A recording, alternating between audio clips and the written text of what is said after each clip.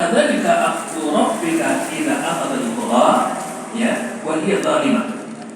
Dan begitulah jika Allah Subhanahu wa taala menimpakan sebuah azab yang ke sebuah negeri wa hiya zalimah di saat penduduknya berbuat zalim. Ya, di saat penduduknya zalim.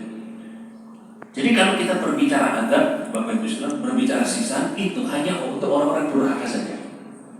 Tapi kalau kita berbicara ujian itu bisa masuk ke orang-orang durhaka, bisa juga masuk kepada orang beriman.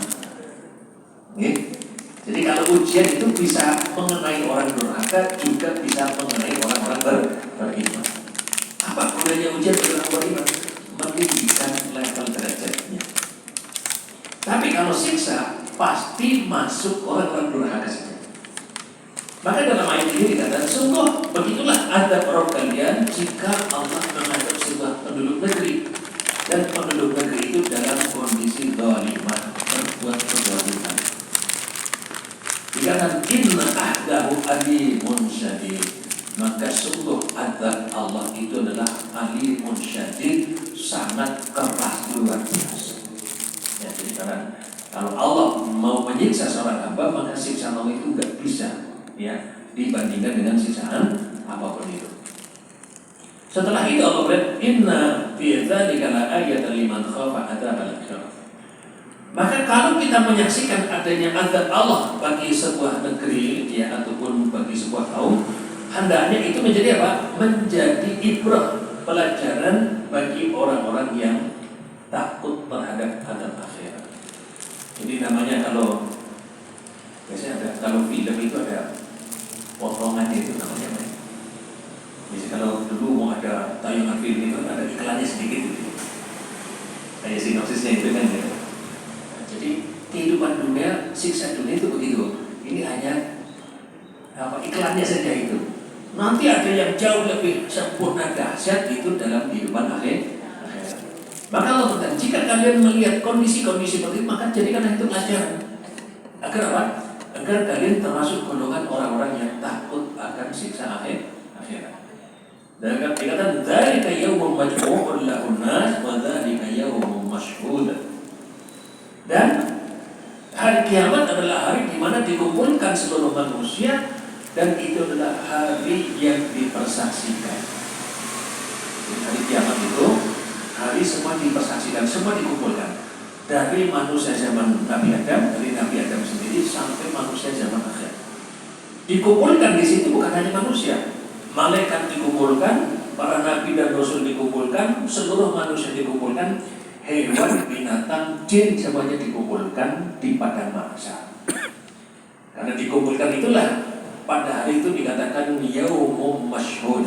Itulah hari yang dipersaksikan. Hari yang dipersaksikan. Dan Allah berfirman, wa ma nu'akhiruhu illa li ajalin ma'dud. Dan hari kiamat itulah tidak mungkin kami tunda, dan itu adalah hari yang sudah ditentukan. Ya. Jadi hari kiamat, Bapak Ibu, hari kematian kita itu hari yang tidak mungkin ditunda. Tidak mungkin ditunda, dan itu sudah ditentukan, ma'dud dan betul-betul sudah dikunci, itu harus terjadi.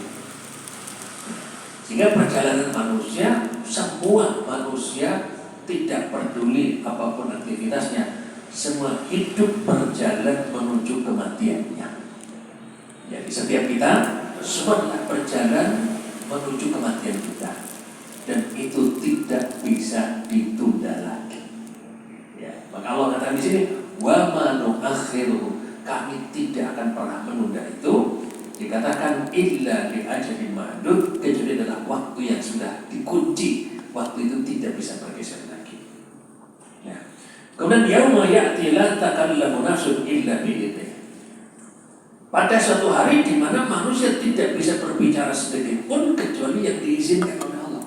Jadi di mana seluruh makhluk dari malaikat, para nabi sampai hewan binatang dikumpulkan, itu tidak akan ada suara.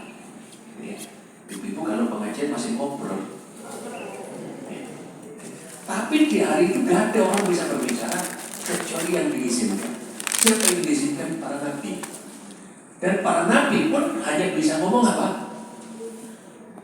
Allahumma salim, Allahumma salim, Allahumma salim. Hanya berdoa, Ya Allah selamatkan, selamatkan, selamatkan. Cuma itu yang bisa mereka ucapkan. Semua manusia tidak bisa bicara pada hari tersebut. Karena kalau dibolehkan bicara, kebayang bagaimana ributnya. Gitu. Semua manusia kumpul kalau boleh bicara, semua ributnya nggak tahu seperti apa. Dan pada hari itu tidak ada satu pun orang bisa bicara kecuali para nabi. Dan para nabi pun hanya mengatakan Allahumma sallim, Allahumma sallim, ya Allah selamatkan, selamatkan, selamatkan. Kemudian faminhum syaqiyyun wa sa'idun, dan pada hari itu hanya ada dua golongan.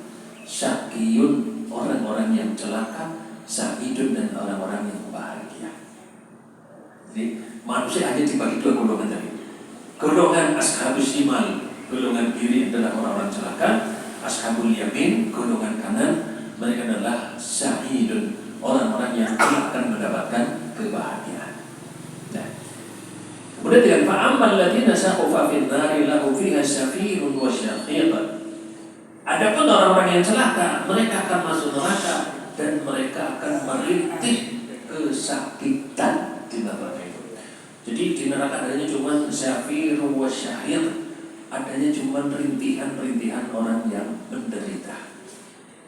Nah, maka setelah Allah menggambarkan kondisi seperti ini, Allah berfirman, wa yuhadzirukumullahu nafsah, maka jadikanlah itu sebagai pelajaran. Ya, jadikan itu sebagai pelajaran. Jadi ini harus betul-betul kita sadari betul Bapak Ibu sekalian. Sehingga apa? Sehingga hidup kita itu tetap terjaga, terkendali, tidak lepas. Ya. Tanpa kita fokus pada apa yang menjadi tujuan dalam kehidupan kita. Ya. Kemudian Allah ceritakan lagi bagaimana kondisi pada hari itu.